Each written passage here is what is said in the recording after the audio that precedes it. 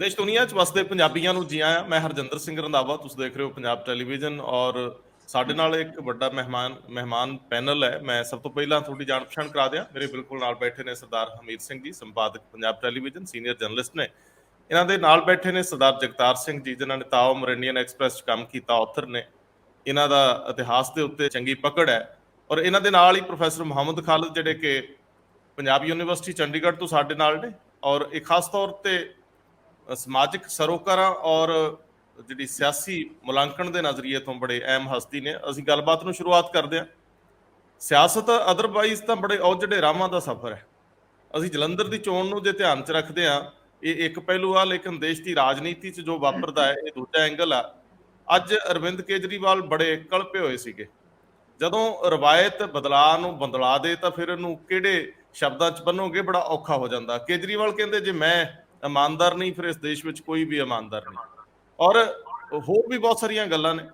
ਪ੍ਰਤਾਪ ਸਿੰਘ ਬਾਜਵਾ ਔਰ ਉਹਨਾਂ ਦੇ ਸਾਥੀ ਚੌਧਰੀ ਸੰਤੋਖ ਸਿੰਘ, ਮਰਹੂਮ ਦੇ ਭਰਾ ਸੁਰਿੰਦਰ ਸਿੰਘ ਨੂੰ ਵਾਪਸ ਲੈ ਆਉਂਦੇ ਆ, ਜਿਹੜੇ 2 ਦਿਨ ਪਹਿਲਾਂ ਮੁੱਖ ਮੰਤਰੀ ਦੀ ਹਾਜ਼ਰੀ ਦੇ ਵਿੱਚ ਕਰਤਾਰਪੁਰ ਤੋਂ ਉਹ ਲੀਡਰ ਨੇ, ਤੇ ਉਹਨਾਂ ਨੂੰ ਲੈ ਗਏ ਸੀਗੇ ਆਮ ਆਦਮੀ ਪਾਰਟੀ 'ਚ। ਅੱਜ ਕੁਝ ਰੌਚਕ ਵੀ ਵਾਪਰਦਾ ਹੈ। ਸਰਦਾਰ ਹਮੀਰ ਸਿੰਘ ਔਰ ਹੋਰ ਬਹੁਤ ਸਾਰੇ ਇੰਟੈਲੈਕਚੁਅਲ ਨੇ ਜਿਨ੍ਹਾਂ ਦਾ ਜ਼ਿਕਰ ਹੈ ਸਦਾ, ਸੈਮੀਨਾਰ ਕਰਵਾਉਣ ਤੋਂ ਲੈ ਕੇ ਸਮਾਜਿਕ ਚੇਤਨਾ ਨੂੰ ਲੈ ਕੇ ਹੋਰ ਬਹੁਤ ਸਾਰੇ ਇਸ ਤਰ੍ਹਾਂ ਦੇ ਕੰਮਾਂ 'ਚ ਰੁਚਿਤ ਨੇ, ਜਿਹੜੇ ਅੱਜ ਕੱਲ੍ਹ ਪਿੱਛੇ ਚਲੇ ਗਏ, ਹਾਸ਼ੀਏ ਤੇ ਕੰਮ ਚਲੇ ਗਿਆ। ਸਾਡੀਆਂ ਸੰਸਥਾਵਾਂ, ਯੂਨੀਵਰਸਿਟੀਜ਼ ਔਰ ਬਾਕੀ ਸਾਰੇ ਅਦਾਰੇ ਸਰਕਾਰਾਂ ਨਹੀਂ ਕਰਵਾ ਰਹੀਆਂ। ਸੋ ਇਹ ਇੱਕ ਸੈਮੀਨਾਰ ਫੈਡਰਲ ਸਟਰਕਚਰ ਦੇ ਉੱਤੇ ਕਰਵਾਉਂਦੇ ਨੇ, ਜਿਹਦੇ ਵਿੱਚ ਅਹਿਮ ਲੋਕ ਸ਼ਾਮਲ ਹੁੰਦੇ ਨੇ। ਅੱਜ ਉੱਥੋਂ ਸੁਖਪਾਲ ਸਿੰਘ ਖਹਿਰਾ ਜਦੋਂ ਇਹ ਕਹਿ ਰਹੇ ਸੀ ਨਾ ਵੀ ਆਪਾਂ ਸਾਰਾ ਜ਼ੋਰ ਐਮਐਲਏ ਬਣ ਤੇ ਲਾ ਦਿੰਨੇ ਆ, ਲੇਕਿਨ ਐਮਐਲਏ ਕੋਲ ਹੁੰਦਾ ਕੀ ਆ? ਸਾਨੂੰ ਕੁੱਲ ਮਿਲਾ ਕੇ ਦਿਨ ਕਿੰਨੇ ਕੁ ਮਿਲਦੇ ਆ? ਜੇ ਵਿਧਾਨ ਸਭਾ ਹੀ ਸਾਡਾ ਕਾਰਜ ਖੇਤਰ ਹੈ ਤੇ ਵਿਧਾਨ ਸਭਾ ਦੇ ਦਿਨ ਕਿੰਨੇ ਕੁ ਹੈਗੇ ਆ? ਸਾਲ 'ਚ ਕਿੰਨੇ ਕੁ ਦਿਨ ਅਸੀਂ ਜੁੜਦੇ ਆ? ਤੇ ਉੱਥੇ ਸਾਡੀ ਗੱਲ ਸੁਣੀ ਕਿੰਨੀ ਕੁ ਜਾਂਦੀ ਹੈ? ਕਿੰਨੀ ਕੁ ਤਰਜੀਹ ਪ੍ਰਾਈਵੇਟ ਬਿੱਲਾਂ ਨੂੰ ਦਿੱਤੀ ਜਾਂਦੀ ਹੈ? ਉਹ ਸਪੀਕਰ ਦੀ ਹਾਜ਼ਰੀ ਵਿੱਚ ਕਹਿ ਰਹੇ ਸੀਗੇ। ਮੇਰਾ ਮਤਲਬ ਇਹ ਹੈ ਕਿ ਅੱਜ ਕਾਫੀ ਲੋਕ ਇੱਕੋ ਮੰਚ ਤੇ ਇਕੱਠੇ ਸੀ। ਡਾਕਟਰ ਧਰਮਵੀਰ ਗਾਂਧੀ ਤੋਂ ਲੈ ਕੇ ਅਕਾਲੀ ਦਲ ਦੇ ਹਰਚਰਨ ਬੈਂਸ, ਸਪੀਕਰ ਵਿਧਾਨ ਸਭਾ ਕੁਲਤਾਰ ਸੰਧਵਾ, ਖਹਿਰਾ ਔਰ ਬਹੁਤ ਸਾਰੇ ਇੰਟੈਲੈਕਚੁਅਲ, ਜਿਨ੍ਹਾਂ ਦੇ ਵਿੱਚ ਡਾਕਟਰ ਸਵਰਾਜ ਸਿੰਘ ਤੋਂ ਲੈ ਕੇ ਹੋਰ ਕਾਫੀ ਲੋਕ ਨਾਂ ਲੈਣ ਲੱਗੇ ਤੇ ਬੜੀ ਲੰਬੀ ਫਹਿਰਿਸਤ ਹੋਊਗੀ। ਕੇਂਦਰ ਸਟੇਟ ਸਬੰਧਾਂ ਦੀ ਰੌਸ਼ਨੀ ਦੇ ਵਿੱਚ ਗੱਲਬਾਤ ਹੋਈ ਹੈ। ਸਭ ਤੋਂ ਪਹਿਲਾਂ ਸਰਦਾਰ ਹਮੀਰ ਸਿੰਘ ਜੀ, ਮੈਂ ਗੱਲ ਤੋਰਨਾ ਚਾਹੂੰਗਾ। ਗੱਲ ਤੋਰੀਏ ਵੀ ਇੱਥੋਂ ਕਿ ਅਸੀਂ ਜਿਸ ਦ੍ਰਿਸ਼ ਵਿੱਚ, ਜਿਸ ਸੀਨ ਦੇ ਵਿੱਚ ਬੈਠੇ ਹਾਂ, ਉਹਦੇ ਵਿੱਚ ਸਭ ਤੋਂ ਲੇਟੈਸਟ ਪਾਰਟੀ ਵਜੋਂ ਜੇ ਕਿਸੇ ਨੂੰ ਮੰਨਿਆ ਜਾਂਦਾ ਤੇ ਆਮ ਆਦਮੀ ਪਾਰਟੀ ਆ। ਇੰਡੀਆ ਅਗੇਂਸਟ ਕਰਪਸ਼ਨ ਦੇ ਵਿੱਚੋਂ ਨਿਕਲੀ ਆ। ਔਰ ਜਿਹਦਾ ਕੋਈ ਆਈਡੀਓਲੋਜੀ ਨਾ ਹੋ ਕੇ ਵੀ ਦੇਸ਼ ਨੂੰ ਬਦਲਣ ਦੀ ਗੱਲ ਹੈ, ਕਰਪਸ਼ਨ ਫ੍ਰੀ ਕਰਨ ਦੀ ਗੱਲ ਹੈ, ਉਹਨੂੰ ਕਰਪਸ਼ਨ 'ਚ ਲਪੇਟਿਆ ਜਾਂਦਾ ਤੇ ਫਿਰ ਚੀਕਾਂ ਵੀ ਬੜੇ ਵੱਡੇ ਪੱਧਰ ਤੇ ਸੁਣਦੀਆਂ ਨੇ। ਇਸ ਸਾਰੇ ਸੰਦਰਭ ਨੂੰ ਜੇਕਰ ਅਸੀਂ ਸਿਰਫ ਵਨ ਸਾਈਡਡ ਤਰੀਕੇ ਨਾਲ ਦੇਖਦੇ ਹਾਂ ਤੇ ਉਹ ਇੱਕ ਕੋਣ ਹੈ। ਪਰ ਮੈਂ ਅੱਜ ਕੇਜਰੀਵਾਲ ਸਾਹਿਬ ਦੀ ਉਹ ਜਿਹੜੀ ਪ੍ਰੈਸ ਕਾਨਫਰੰਸ ਰੂਮ ਆ, ਉਹ ਲਾਈਵ ਹੋਏ ਆ, ਉਹਨੂੰ ਜਦੋਂ ਸੁਣਦਾ ਸੀ ਮੈਂ, ਤਾਂ ਮੈਨੂੰ ਸਮਝ ਨਹੀਂ ਸੀ ਆ ਰਹੀ ਕਿ ਇੱਥੇ ਹਮਦਰਦੀ ਦੀ ਲੋੜ ਹੈ, ਇੱਥੇ ਇਹਨਾਂ ਦੀ ਕਾਰਜਸ਼ੈਲੀ ਦੀ ਨੁਕਤਾਚੀਨੀ ਦੀ ਲੋੜ ਹੈ, ਇੱਥੇ ਇਹਨਾਂ ਦੇ ਰਿਸ਼ਤੇ ਸੱਤਾ ਨਾਲ ਕਿੱਦਾਂ ਦੇ, ਉਹਨਾਂ ਤੇ ਗੱਲ ਕਰਨ ਦੀ ਲੋੜ ਆ। ਕਿਵੇਂ ਗੱਲ ਤੋਰੀਏ? ਇਹ 2-3 ਗੱਲਾਂ ਨੂੰ ਇਕੱਠੀਆਂ ਕਰੋ, ਫਿਰ ਅੱਗੇ ਚੱਲਦੇ। ਵੈਸੇ ਤਾਂ ਸਾਡੀ ਸਿਆਸਤ ਇਹੋ ਜਿਹੀ ਬਣ ਗਈ ਹੈ ਕਿ ਕਿਸੇ ਵੀ ਟਾਈਪ ਦਾ ਕੋਈ ਉਹਦੇ ਚ ਮਿਆਰ ਜਿਹੜਾ ਹੁੰਦਾ ਹੈ, ਕਦਰਾਂ ਕੀਮਤਾਂ, ਉਹ ਬਹੁਤ ਨੀਚੇ ਚਲੀਆਂ ਗਈਆਂ ਨੇ। ਔਰ ਜਿਵੇਂ ਪਾਰਟੀਆਂ ਉਮੀਦਵਾਰ ਬਦਲਦੀਆਂ ਨੇ, ਇੱਕ ਦੂਜੀ ਤੋਂ ਪਾਰਟੀ 'ਚ ਡਿਫੈਕਸ਼ਨ ਹੁੰਦੀ ਹੈ, ਉਸੇ ਤਰ੍ਹਾਂ ਹੀ ਆ ਵੀ ਇੱਕ ਇਹੋ ਜਿਹੇ ਕੇਸ ਹੈ ਜਿਹੜਾ ਸੁਰਿੰਦਰ ਕੁਮਾਰ ਉਹਨਾਂ ਦਾ, ਕਿ ਪਹਿਲੇ ਦਿਨ ਪਰਿਵਾਰਕ ਵਿਰੋਧ ਕਰਕੇ ਜਾਂਦੇ ਨੇ ਔਰ ਫਿਰ ਉਸ ਤੋਂ ਬਾਅਦ ਉਸੇ ਪਾਰਟੀ ਦੇ ਵਿੱਚ ਕਿਸੇ ਨਾ ਕਿਸੇ ਰੂਪ ਦੇ ਵਿੱਚ ਆ ਜਾਂਦੇ ਨੇ, ਮੁੜ ਕੇ ਵਾਪਸ 1-2 ਦਿਨਾਂ 'ਚ। ਇਹੋ ਜਿਹੇ ਵਰਤਾਰੇ ਪਹਿਲਾਂ ਵੀ ਬਥੇਰੀ ਵਾਰ ਵਾਪਰਦੇ ਰਹੇ ਨੇ ਕਿ ਅੱਜ ਦੂਜੀ ਪਾਰਟੀ 'ਚ, ਪਰਸੋਂ ਤੀਜੀ 'ਚ, 3 ਵਾਰ ਵੀ ਬਦਲ ਗਏ ਕਈ ਵਾਰ ਬੰਦੇ ਇੱਕੋ ਦਿਨ ਦੇ ਵਿੱਚ। ਇਹਨੂੰ ਇਹੀ ਕਿਹਾ ਜਾਂਦਾ ਵੀ ਮਾੜਾ ਮੋਟੇ ਮਨ ਮੁਟਾਵ ਨੇ, ਬਾਕੀ ਆਈਡੀਓਲੋਜੀਕਲ ਤਾਂ ਕੋਈ ਅਪਰੋਚ ਹੁੰਦੀ ਨਹੀਂ। ਉਹਨੂੰ ਕੁਛ ਕਹਿਤਾ ਹੋਣਾ, ਤੇਰੇ ਲਈ ਇਹ ਦਿਆਂਗੇ, ਉਹਦੇ ਲਈ ਇਹ ਦਿਆਂਗੇ। ਪਹਿਲਾਂ ਆਮ ਆਦਮੀ ਪਾਰਟੀ ਨੇ ਕਹਿਤਾ, ਹੁਣ ਦੁਬਾਰਾ ਕਾਂਗਰਸ ਨੇ ਕੁਛ ਕਹਿਤਾ ਹੋਣਾ। ਉਹ ਤਾਂ ਹੈਗੀ ਇੱਕ ਗੱਲ ਓਵਰ ਸਾਡੀ ਸਿਆਸਤ ਦੇ ਮਿਆਰ ਦੀ ਲੈ ਕੇ। ਚਲੋ ਹਾਂ, ਜੇ ਉਹ ਵਾਪਸ ਆ ਜਾਂਦੇ ਨੇ ਤਾਂ ਘੱਟੋ ਘੱਟ ਕਾਂਗਰਸ ਨੂੰ ਇੰਨਾ ਕੁ ਫਾਇਦਾ ਹੋਊਗਾ ਕਿ ਉਸ ਹਲਕੇ 'ਚ ਇਹ ਇੱਕ ਬਲੇਮ ਨਹੀਂ ਲੱਗੂਗਾ ਮੌਕੇ ਤੇ ਕਿ ਜੀ ਤੁਹਾਡਾ ਬੰਦਾ ਚਲਾ ਗਿਆ, ਇਹ ਕੰਸਟੀਚੁਐਂਸੀ ਨੂੰ ਕੌਣ ਸਾਂਭੂਗਾ, ਫਲਾਨਾ। ਜਿਹੜਾ ਕੇਜਰੀਵਾਲ ਉਹਨਾਂ ਦਾ ਮਾਮਲਾ ਹੈ, ਇੱਥੇ ਦੋਨੋਂ ਟਾਈਪ ਦਾ, ਇੱਥੇ ਵਿਜੀਲੈਂਸ ਵੀ ਜਾਂਦੀ ਹੈ ਤੇ ਇੱਥੇ ਈਡੀ ਤੇ ਸੀਬੀਆਈ ਵੀ ਆਉਂਦੀ ਹੈ। ਤੇ ਜਦੋਂ ਜਿਹੜਾ ਕੁਛ ਇੱਥੇ ਕਾਂਗਰਸੀ ਕਹਿ ਰਹੇ ਸੀ, ਚੰਨੀ ਕਹਿ ਰਹੇ ਨੇ ਕਿ ਇੱਕ ਗਰੀਬ ਬੰਦਾ ਓਨੈਸਟ, ਮੇਰੇ ਕੋਲ ਕੁਝ ਨਹੀਂ ਹੈ, ਤੇ ਜਦੋਂ ਵਿਜੀਲੈਂਸ ਉਹਨੂੰ ਉਸ ਦਿਨ ਬੁਲਾ ਲੈਂਦੀ ਹੈ ਲਿਜਾ ਕੇ, ਤਾਂ ਉਹਦਾ ਆਮ ਆਦਮੀ ਪਾਰਟੀ ਇਹ ਕਹਿ ਰਹੀ ਹੈ ਡਰਾਮਾ ਕਰ ਰਹੇ ਆ। ਤੇ ਜਦੋਂ ਕੇਜਰੀਵਾਲ ਨੂੰ ਵੀ ਕਰ ਲਿਆ ਜਾਂਦਾ ਸਮਨ 16 ਤਰੀਕ ਨੂੰ ਅਜੇ ਜਾਣਾ ਹੈ, ਤਾਂ ਉੱਥੇ ਉਹੀ ਉਹ ਕਹਿ ਰਹੇ ਨੇ ਕਿ ਤੁਸੀਂ ਸਾਡੇ ਤੇ ਫਾਲਸ ਐਲੀਗੇਸ਼ਨ ਲਾਉਂਦੇ ਹੋ। ਪਹਿਲਾਂ ਮਨੀਸ਼ ਸਿਸੋਦੀਆ ਨੂੰ ਤੁਸੀਂ ਗਲਤ ਝੂਠੇ ਤੱਥਾਂ ਦੇ ਆਧਾਰ ਤੇ ਫੜਨ ਦੀ ਟਰਾਈ ਕੀਤੀ ਆ, ਫੜ ਰਹੇ ਹੋ, ਤੇ ਮੈਨੂੰ ਪਤਾ ਸੀ ਮੇਰੇ ਤੱਕ ਆਉਂਗੇ, ਕਿਉਂਕਿ ਇਹ ਆਮ ਆਦਮੀ ਪਾਰਟੀ ਦੇ ਵੱਧਦਾ ਜਿਹੜਾ ਇੱਕ ਵੇਗ ਹੈ ਉਹਦੇ ਤੋਂ ਡਰੇ ਹੋਏ ਨੇ। ਉਹਦੇ ਤੋਂ ਡਰ ਕੇ ਇਹ ਸਾਨੂੰ ਰੋਕਣਾ ਚਾਹੁੰਦੇ ਨੇ, ਸਾਨੂੰ ਲੇਬਲ ਕਰਨਾ ਚਾਹੁੰਦੇ ਨੇ, ਜਦ ਕਿ ਆਮ ਆਦਮੀ ਪਾਰਟੀ ਤਾਂ ਇੱਕੋ ਇੱਕ ਪਾਰਟੀ ਹੈ ਜਿਹੜੀ ਕੱਟੜ ਦਾ ਇਮਾਨਦਾਰ ਹੈ। ਇਹ ਤਾਂ ਉਹਦੇ ਤੇ ਲੱਗ ਹੀ ਨਹੀਂ ਸਕਦਾ, ਮਤਲਬ ਆਪਦੇ ਆਪ ਨੂੰ ਤੁਸੀਂ ਉਹ ਪੇਸ਼ ਕਰ ਰਹੇ ਹੋ। ਹੁਣ ਇਹਦੇ ਤੇ ਫਾਰਮੂਲਾ ਇੱਕੋ ਹੀ ਚਾਹੀਦਾ ਹੁੰਦਾ, ਜਾਂ ਇਹ ਕਹੋ ਕਿ ਪੂਰੀ ਜਾਂਚ ਹੋਣ ਤੋਂ ਬਾਅਦ ਕਿਸੇ ਨੂੰ ਵੀ ਸੰਮਣ ਹੋਣੇ ਚਾਹੀਦੇ ਨੇ, ਚਾਹੇ ਉਹ ਵਿਜੀਲੈਂਸ ਹੋਵੇ, ਚਾਹੇ ਉਹ ਈਡੀ ਹੋਵੇ, ਚਾਹੇ ਉਹ ਸੀਬੀਆਈ ਹੋਵੇ, ਜਾਂ ਇਹ ਕਹੋ ਕਿ ਸਭ ਨੂੰ ਰਾਈਟ ਹੈ ਜੀ, ਡਰਦੇ ਕਿਉਂ, ਫਿਰ ਕੀ ਆ ਫੜ ਲੈਣਗੇ ਉੱਥੇ ਜਾ ਕੇ, ਜਦ ਤੁਹਾਡੇ ਕੋਲ ਕੁਛ ਹੈ ਹੀ ਨਹੀਂ ਤਾਂ ਕੀ ਕਰ ਲੈਣਗੇ ਉਹ। ਜੇ ਮਤਲਬ ਦੋ ਜਗ੍ਹਾ ਤੇ ਅਲੱਗ-ਅਲੱਗ ਚੀਜ਼ਾਂ ਨਹੀਂ ਚਾਹੀਦੀਆਂ। ਐਕਚੁਅਲੀ ਇਹ ਗੱਲ ਵੀ ਫਿਰ ਕੀ ਕਿੱਥੇ ਆਉਂਦੀ ਹੈ, ਮੋੜ ਬਣਾ ਕੇ ਨਾ, ਦਿੱਲੀ ਅਧੂਰਾ ਰਾਜ ਹੈ, ਉੱਥੇ ਤਾਂ ਪੁਲਿਸ ਵੀ ਆਪਦੀ ਨਹੀਂ ਹੈ ਉਹਨਾਂ ਕੋਲੇ ਨਾ, ਪੁਲਿਸ ਵੀ ਹੋਮ ਮਿਨਿਸਟਰੀ ਦੇ ਕੋਲੇ ਹੈ, ਬਾਕੀ ਚੀਜ਼ਾਂ ਵੀ ਨੇ। ਔਰ ਉਸੇ ਪੁਲਿਸ ਨੂੰ ਵਰਤਣ ਦੀ ਥੋੜੀ ਜਿਹੀ ਟਰਾਈ ਕੀਤੀ ਸੀ ਕੇਜਰੀਵਾਲ ਸਾਹਿਬ ਉਹਨਾਂ ਨੇ, ਤਜਿੰਦਰ ਬੱਗੇ ਦੇ ਰੂਪ ਦੇ ਵਿੱਚ, ਔਰ ਇਸੇ ਢੰਗ ਨਾਲ ਅਲਕਾ ਲਾਂਬਾ ਦੇ ਰੂਪ ਦੇ ਵਿੱਚ, ਉਹ ਦੂਸਰੇ ਜਿਹੜੇ ਆਪਣੇ ਕਵੀ ਨੇ ਜਿਹੜੇ ਇਹਨਾਂ ਦੇ ਨਾਲ ਹੀ ਹੁੰਦੇ ਸੀ, ਕੁਮਾਰ ਵਿਸ਼ਵਾਸ ਦੇ ਰੂਪ ਦੇ ਵਿੱਚ, ਤੇ ਉਹ ਤਾਂ ਸਾਰੇ ਹਾਈ ਕੋਰਟ ਤੋਂ ਇੱਧਰ ਉੱਧਰ ਹੋ ਗਿਆ ਵੀ ਇਹ ਕੰਮ ਨਹੀਂ ਕਰਨਾ, ਇਹ ਗਲਤ ਗੱਲ ਹੈ, ਮਤਲਬ ਪੁਲਿਸ ਦਾ ਦੁਰਵਰਤੋਂ ਹੈ ਇੱਕ ਟਾਈਪ ਦੀ, ਪ੍ਰਾਈਮਾ ਫੇਸੀ ਕੋਰਟ ਨੇ ਕਿਹਾ। ਤਾਂ ਜੇ ਕੇਂਦਰ ਦੀਆਂ ਏਜੰਸੀਆਂ ਵੀ ਪ੍ਰਾਈਮਾ ਫੇਸੀ ਇਹੀ ਕਰਦੀਆਂ ਨੇ, ਕੋਈ ਕੋਰਟ ਉਹਨਾਂ ਨੂੰ ਵੀ ਬਰੀ ਕਰ ਦਿੰਦੀ ਹੈ ਤਾਂ ਠੀਕ ਹੈ, ਫਿਰ ਕੋਈ ਗੱਲ ਨਹੀਂ ਉਸ ਪੱਧਰ ਦੀ। ਪਰ ਪੋਲਿਟਿਕਸ ਨਹੀਂ ਕਰ ਰਹੇ ਉਹ ਅਜੇ ਵੀ, ਨਾ ਤਾਂ ਕੋਈ ਆਪਣੇ ਰਾਈਟਸ ਦੀ ਗੱਲ, ਨਾ ਫੈਡਰਲਿਜ਼ਮ ਦੀ ਗੱਲ, ਨਾ ਕੇਂਦਰ ਰਾਜ ਦੇ ਸੱਤਾ ਦੀ ਤਬਦੀਲੀ ਕਿਵੇਂ ਹੋਣੀ ਹੈ ਉਹਦੀ ਗੱਲ। ਇਹ ਚ ਸਿਆਸਤ ਨਹੀਂ ਹੋ ਰਹੀ, ਇਹਦੇ ਚ ਵਿਕਟਮਹੁਡ ਪਲੇ ਹੋ ਰਿਹਾ। ਇਹ ਤਾਂ ਹੈ, ਪੀੜਤ ਵੀ ਮੈਂ ਪੀੜਤ ਹਾਂ, ਪੀੜਤ ਹੋਣ ਦੀ ਅਲੱਗ ਇੱਕ ਨਜ਼ਰੀਆ ਹੁੰਦਾ, ਤੇ ਖੜ ਕੇ ਲੜਨ ਦਾ ਜਿਹੜਾ ਪੀੜਤ ਤੋਂ ਬਿਨਾਂ ਕਿ ਅਸੀਂ ਠੀਕ ਠਾਕ ਆ ਤੇ ਲੜਾਈ ਲੜਾਂਗੇ, ਅਸੀਂ ਇੱਕ ਅਲੱਗ ਪੋਲਿਟਿਕਸ ਦੀ ਲੀਹ ਤੇ ਚੱਲੇ ਆ, ਤਾਂ ਉਹ ਦੂਜਾ ਨਜ਼ਰੀਆ ਹੁੰਦਾ। ਹਜੇ ਤੱਕ ਇਹ ਨਜ਼ਰੀਆ ਉਵੇਂ ਹੀ ਮਿਕਸਡ ਚੱਲ ਰਿਹਾ, ਮਤਲਬ ਕਲੀਅਰ ਕੱਟ ਦੌਰ ਦੇ ਵਿੱਚ ਨਹੀਂ ਆ। ਕਦੇ ਕੇਜਰੀਵਾਲ ਸਾਹਿਬ ਬਾਹਰ ਸੁੱਤੇ ਸੀ ਦਿੱਲੀ ਨੂੰ ਪੂਰਾ ਰਾਜ ਦਾ ਦਰਜਾ ਦਿਵਾਉਣ ਦੇ ਵਾਸਤੇ, ਔਰ ਐਲਜੀ ਨਾਲ ਰੋਜ਼ੇ ਪੰਗੇ ਪੈਂਦੇ ਨੇ, ਉਹਦਾ ਨਹੀਂ ਮੈਨੂੰ ਅਜੇ ਪਤਾ ਲੱਗਿਆ। ਕੱਲ ਆਤਸੀ ਨੇ ਜਿਹੜੀ ਪਾਵਰ ਮਿਨਿਸਟਰ ਹੈ, ਬਿਜਲੀ ਦੀ ਮੰਤਰੀ, ਉਹਨੇ ਕਿਹਾ ਸੀ ਕਿ ਅੱਜ 15 ਤਰੀਕ ਹੋ ਗਈ, ਅੱਜ ਤੋਂ ਬਿੱਲ ਸਟਾਰਟ ਹੋ ਜਾਣਗੇ ਲੱਗਣੇ। ਐਲਜੀ ਨੇ ਉਹਦੇ ਤੇ ਕੀਤਾ, ਦਸਤਖਤ ਕੀਤੇ ਨੇ, ਨਹੀਂ ਕੀਤੇ ਤਾਂ ਲੋਕਾਂ ਦਾ ਮੁੱਦਾ, ਇਹ ਤੇ ਲੜਾਈ ਲੜੀ ਜਾ ਸਕਦੀ ਹੁੰਦੀ ਹੈ। ਪਰ ਜਦ ਐਲਜੀ ਕਹਿੰਦਾ ਕਿ ਤੁਸੀਂ 14 ਤਰੀਕ ਭਾਈ 11 ਤਰੀਕ ਨੂੰ ਭੇਜ ਕੇ 13 ਤਰੀਕ ਨੂੰ ਪ੍ਰੈਸ ਕਾਨਫਰੰਸ ਕਰ ਦਿੰਦੇ ਹੋ ਕਿ ਅਜੇ ਨਹੀਂ ਲੱਗੀ, ਉਹਦਾ ਵੀ ਕੋਈ ਤਰੀਕਾ ਬਣਾਇਆ ਕਰੋ, ਥੋੜਾ ਬਹੁਤ ਟਾਈਮ ਦਿਆ ਕਰੋ, ਤੇ ਐ ਵੀ ਨਾ ਚਲਾਓ ਜਿਵੇਂ ਸਿਸਟਮ ਨੂੰ ਤੁਸੀਂ ਮਤਲਬ ਵਰਤਣਾ ਚਾਹੁੰਦੇ ਹੋ ਕਿਸੇ ਗੱਲ ਦੇ ਕਰਕੇ। ਇਹ ਚੀਜ਼ਾਂ ਨਰੋਲ ਪੋਲਿਟਿਕਸ ਜਿਹੜੀ ਦੂਜੀ ਹੁੰਦੀ ਹੈ ਨਾ, ਗਰੁੱਪਬਾਜੀ ਦੀ, ਮੈਂ ਠੀਕ ਆ ਤੂੰ ਗਲਤ ਹੈ, ਇਹਦੇ ਚੋਂ ਇਸ਼ੂਜ਼ ਦੀ ਜਿਹੜੀ ਹੁੰਦੀ ਹੈ ਪੋਲਿਟਿਕਸ ਜਾਂ ਸਿਧਾਂਤਾਂ ਦੀ, ਉਹ ਨਹੀਂ ਕਿਤੇ ਦਿਖਾਈ ਦੇ ਰਹੀ। ਮੈਂ ਉਹਨਾਂ ਤੁਹਾਡੇ ਵੱਲ ਦੁਬਾਰਾ, ਅਸੀਂ ਇਹਨੂੰ ਥੋੜੀ ਜਿਹੀ ਗੱਲ ਨੂੰ ਐਲੈਬੋਰੇਟ ਕਰ ਲਈਏ। ਮੈਂ ਸਰਦਾਰ ਜਗਤਾਰ ਸਿੰਘ ਜੀ, ਜਦੋਂ ਕੇਜਰੀਵਾਲ ਸਾਹਿਬ ਨੂੰ ਸੁਣ ਰਿਹਾ ਸੀਗਾ, ਮੈਨੂੰ ਪੈਟਰਨ ਨੂੰ ਲੈ ਕੇ ਇੱਕ ਸਮਾਨਤਾ ਲੱਗਦੀ ਹੈ। ਜਦੋਂ ਕੱਲ ਸਵੇਰੇ ਪ੍ਰੈਸ ਕਾਨਫਰੰਸ ਕਰਦੇ ਚਰਨਜੀਤ ਸਿੰਘ ਚੰਨੀ, ਤੇ ਉਹ ਇੱਕ ਲਾਈਨ ਦੇ ਵਿੱਚ ਕਹਿੰਦੇ ਆ ਕਿ ਮੈਂ ਜਦੋਂ ਜਲੰਧਰ ਦੇ ਵਿੱਚ ਕੱਲ ਇਹਨਾਂ ਨੂੰ ਕ੍ਰਿਟਿਸਾਈਜ਼ ਕਰ ਰਿਹਾ ਹੈ, ਜਦੋਂ ਮੈਂ ਮੁੱਖ ਮੰਤਰੀ ਨੂੰ ਸ਼ੀਸ਼ਾ ਵਿਖਾ ਰਿਹਾ ਸੀ, ਤਾਂ ਮੈਨੂੰ ਉਦੋਂ ਹੀ ਪਤਾ ਸੀ ਕਿ ਹੁਣ ਇਹ ਮੈਨੂੰ ਸੱਦਣਗੇ, ਕਿਉਂਕਿ ਮੈਂ ਹਮਲਾ ਬੜਾ ਤਿੱਖਾ ਕੀਤਾ ਸੀਗਾ। ਉਹੀ ਗੱਲ ਅੱਜ ਕੇਜਰੀਵਾਲ ਆਪਣੇ ਉਸ ਲਾਈਵ ਦੇ ਵਿੱਚ ਕਹਿ ਰਹੇ ਨੇ ਕਿ ਮੈਂ ਜਦੋਂ ਵਿਧਾਨ ਸਭਾ 'ਚ ਬੋਲਿਆ ਸੀ, ਮੈਨੂੰ ਪਤਾ ਲੱਗ ਗਿਆ ਸੀ ਕਿ ਹੁਣ ਇਹ ਮੈਨੂੰ ਸੱਦਣਗੇ, ਔਰ ਕਹਿੰਦੇ ਮੈਨੂੰ ਸੰਜੇ ਸਿੰਘ ਨੇ ਫੋਨ ਕਰਕੇ ਕਿਹਾ ਕਿ ਅਬ ਅਗਲਾ ਨੰਬਰ ਆਪਕਾ ਹੈ। ਇੱਕ ਤਾਂ ਇਹ ਗੱਲ ਆ। ਦੂਜੀ ਗੱਲ, ਕੇਜਰੀਵਾਲ ਸਾਹਿਬ ਬੜੇ ਕਲੀਅਰ ਲਫ਼ਜ਼ਾਂ 'ਚ ਕਹਿੰਦੇ ਨੇ ਕਿ ਇਹੀ ਪਾਲਿਸੀ ਐਕਸਾਈਜ਼ ਵਾਲੀ ਪੰਜਾਬ 'ਚ ਲਾਗੂ ਹੋਈ ਆ। ਦੇਖੋ, ਅਸੀਂ 50% ਮਤਲਬ ਅਸੀਂ ਡਬਲ ਇਨਕਮ ਕਰ ਲਈ। ਇਹੀ ਪਾਲਿਸੀ ਐਡੀ ਸ਼ਾਨਦਾਰ ਸੀ ਜਿਹੜੀ ਦਿੱਲੀ 'ਚ ਸਾਨੂੰ ਲਾਗੂ ਨਹੀਂ ਕਰਨ ਦਿੱਤੀ, ਪੰਜਾਬ ਦੇ ਵਿੱਚ ਬੜੀ ਫਰੂਟਫੁਲ ਰਹੀ ਆ, ਇਹਦੇ ਵਿੱਚੋਂ ਅਸੀਂ ਰੈਵਨਿਊ ਡਬਲ ਕਰ ਲਿਆ ਵਾ। ਇਹ ਇਹਨਾਂ ਦੀ ਨੀਅਤ ਭੈੜੀ ਆ, ਇਹ ਸਾਨੂੰ ਫਸਾਉਣਾ ਚਾਹੁੰਦੇ ਆ। ਇਹਨਾਂ ਨੂੰ ਪਤਾ ਹੈ ਕਿ ਅਸੀਂ ਇਹਨਾਂ ਲਈ ਖਤਰਾ ਬਣ ਰਹੇ ਆ, ਇਹਨਾਂ ਲਈ ਹੋਰ ਕੋਈ ਖਤਰਾ ਨਹੀਂ। ਤੇ ਦੇਸ਼ ਦੇ ਵਿੱਚ ਅੱਜ ਤੱਕ ਕਿਸੇ ਪਾਰਟੀ ਨਾਲ ਇਸ ਤਰ੍ਹਾਂ ਨਹੀਂ ਹੋਇਆ ਜਿੱਦਾਂ ਇਹ ਸਾਡੇ ਨਾਲ ਕਰ ਰਿਹਾ। ਸਰਦਾਰ ਜਗਤਾਰ ਸਿੰਘ ਜੀ, ਤੁਸੀਂ ਇਹਨੂੰ ਕਿਵੇਂ ਸਮਝਦੇ ਹੋ? ਇੱਕ ਬੋਲੇ ਤਾਂ ਉਹ ਕਹਿੰਦਾ ਵੀ ਇਹ ਤਾਂ ਡਰਾਮਾ ਕਰਦੇ, ਜਿਵੇਂ ਸਰਦਾਰ ਹਰਮੀਤ ਸਿੰਘ ਨੇ ਕਿਹਾ। ਤੁਸੀਂ ਕਰੋ ਤੇ ਫਿਰ ਇਹਨੂੰ ਕਿਵੇਂ ਲਿਆ ਜਾਵੇ? ਚੀਕਾਂ ਤਾਂ ਸੇਮ ਵੱਜ ਰਹੀਆਂ ਨੇ। ਇਹਨਾਂ ਦੋਨਾਂ ਨੂੰ ਇੱਕੋ ਨਜ਼ਰੀਏ 'ਚ, ਇੱਕੋ ਛਾਬੇ 'ਚ ਪਾ ਕੇ ਜੇ ਐਡਰੈਸ ਕਰੋਗੇ, ਕਿਵੇਂ ਕਰੋਗੇ? ਬੀਜੇਪੀ ਤੇ ਆਪ ਦੋਵੇਂ ਕਲੇਮ ਕਰਦੇ ਵੀ ਅਸੀਂ ਕੱਟੜ ਇਮਾਨਦਾਰ ਹਾਂ। ਮੋਦੀ ਜੀ ਦੀ ਟੋਟਲ ਕੰਪੇਨ ਇਸ ਵੇਲੇ ਓਪੋਜੀਸ਼ਨ ਦੇ ਖਿਲਾਫ ਕਰਪਸ਼ਨ ਦੇ ਇਸ਼ੂ ਤੇ ਹੈ। ਜਦੋਂ ਪਿੱਛੇ ਸਾਰੀਆਂ ਓਪੋਜੀਸ਼ਨ ਪਾਰਟੀਆਂ ਸੁਪਰੀਮ ਕੋਰਟ ਦੇ ਵਿੱਚ ਗਈਆਂ ਈਡੀ ਦੇ ਮਾਮਲੇ ਤੇ ਉਸ ਤੋਂ ਬਾਅਦ ਜਿਹੜਾ ਰਿਐਕਸ਼ਨ ਸੀ ਮੋਦੀ ਜੀ ਦਾ, ਜਾਂ ਕੱਲ ਪਰਸੋਂ ਦੇ ਵਿੱਚ, ਕਿ ਓਪੋਜੀਸ਼ਨ ਪਾਰਟੀ ਇਹ ਕਹਿੰਦੇ ਵੀ ਸਾਰੇ ਕਰਪਟ ਇਕੱਠੇ ਹੋ ਰਹੇ ਆ। ਬੀਜੇਪੀ ਦਾ ਏਜੰਡਾ ਵੀ ਇਹੀ ਹੈ ਵੀ ਅਸੀਂ ਕਰਪਸ਼ਨ ਖਤਮ ਕਰਨੀ ਹੈ। ਆਮ ਆਦਮੀ ਪਾਰਟੀ ਦਾ ਏਜੰਡਾ ਵੀ ਇਹੀ ਹੈ ਵੀ ਅਸੀਂ ਕਰਪਸ਼ਨ ਖਤਮ ਕਰਨੀ ਹੈ।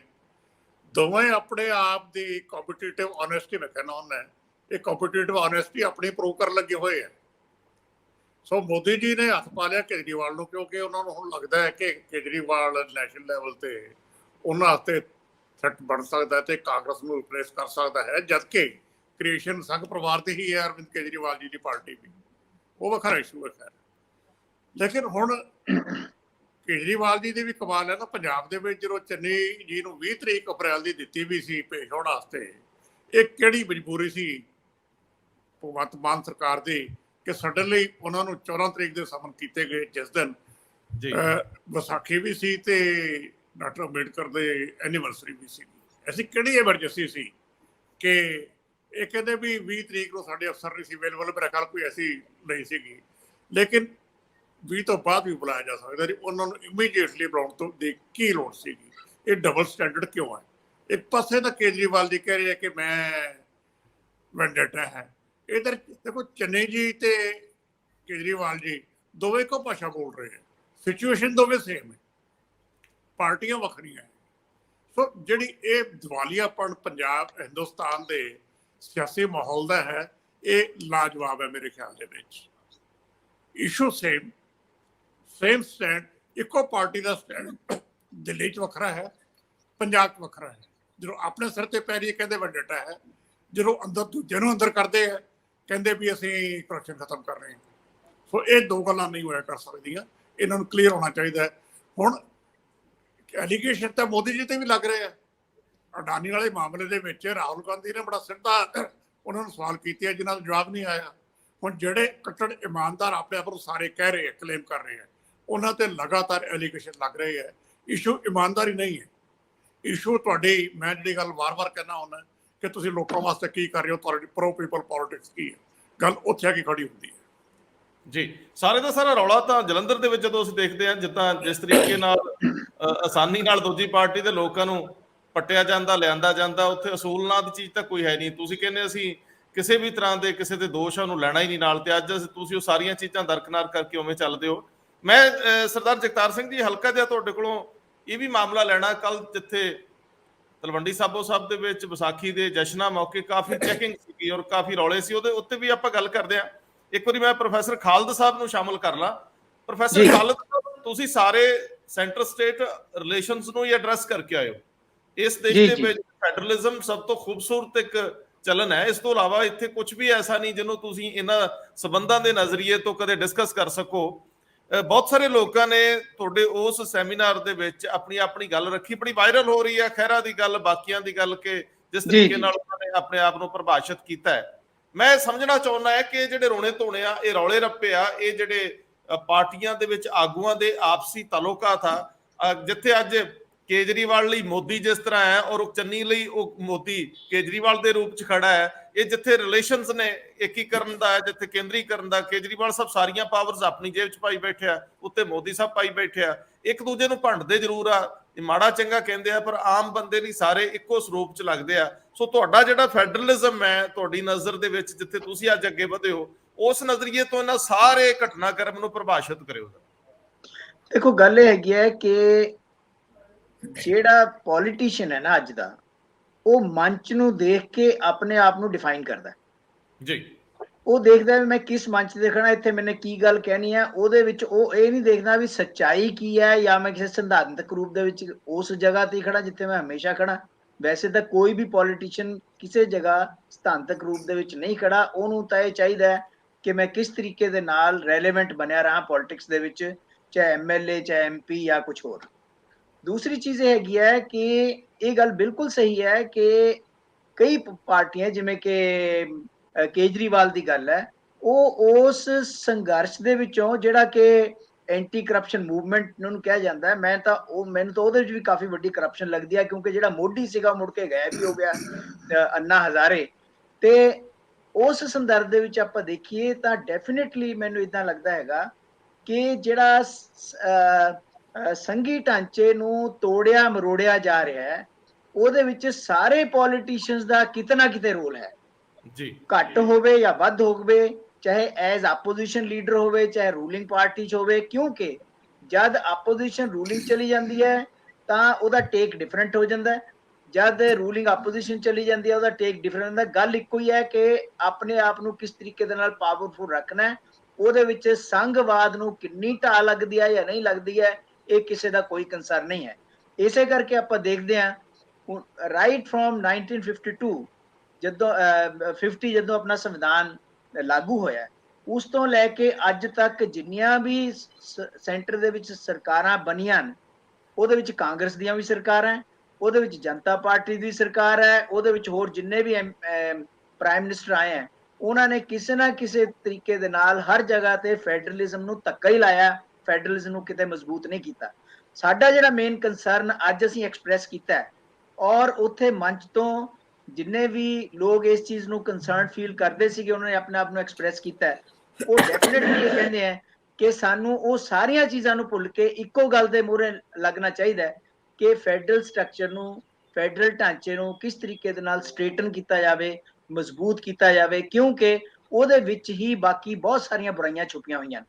ਆਓ ਅਗਰ ਤੁਸੀਂ ਫੈਡਰਲ ਢਾਂਚੇ ਨੂੰ ਮਜ਼ਬੂਤ ਕਰ ਲਓਗੇ ਜਾਂ ਉਹਦੇ ਖਿਲਾਫ ਇੱਕ ਤਕੜੀ ਆਵਾਜ਼ ਉਠਾਉਣ ਦੀ ਕੋਸ਼ਿਸ਼ ਕਰੋਗੇ ਔਰ ਉਹ ਕਾਮਯਾਬ ਹੋ ਜਾਂਦੇ ਹੋ, ਤਾਂ ਉਹਦਾ ਜਿਹੜਾ ਪ੍ਰਭਾਵ ਕੇਂਦਰ ਦੀ ਸਰਕਾਰ ਜਾਂ ਕੇਂਦਰ ਦੀਆਂ ਪੋਲੀਟੀਕਲ ਪਾਰਟੀਆਂ ਜਾਂ ਨੈਸ਼ਨਲ ਪੋਲੀਟੀਕਲ ਪਾਰਟੀਆਂ ਦੇ ਵੀ ਪਏਗਾ ਔਰ ਸਟੇਟਾਂ ਦੇ ਵਿੱਚ ਪਏਗਾ।